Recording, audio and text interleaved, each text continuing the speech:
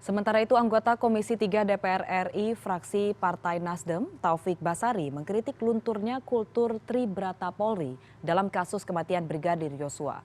Taufik mempertanyakan mengapa para personil yang terlibat tidak menggunakan diskresi untuk menolak suatu kasus yang melawan hukum.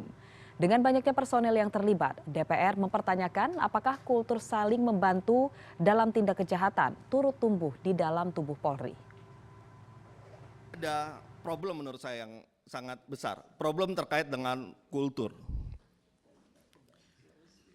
Kalau kita lihat, kita membayangkan saja Pak Kapolri, andaikan saja ketika peristiwa ini terjadi, ya, si pelakunya punya jiwa satria. Ya, mungkin karena emosi atau ada motif lainnya, nanti juga kita mintakan penjelasannya, kemudian terjadi pembunuhan.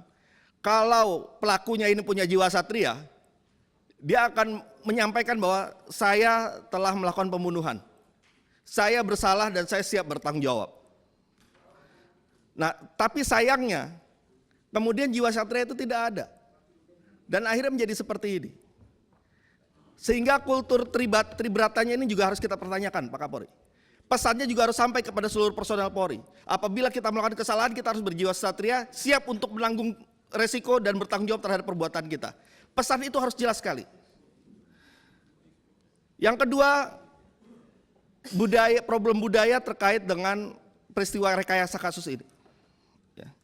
Menjadi pertanyaan Pak Kapolri, ketika personel-personel yang terlibat dalam rekayasa kasus ini tidak menggunakan diskresinya untuk menolak perintah untuk melakukan satu kejahatan. Rekayasa kasus ini kan kejahatan.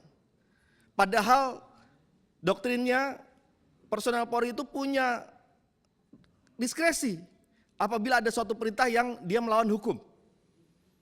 Nah, kultur ini harus kita perbaiki Pak Kapolri.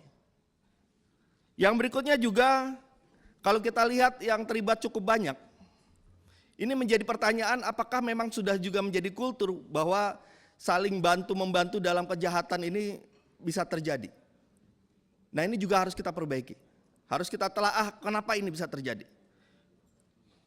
Menutup-nutup kasus, ya, bekerja sama untuk bahu-membahu melakukan rekayasa ini. Nah, ini problemnya kultur. Oleh karena itu Pak Kapolri,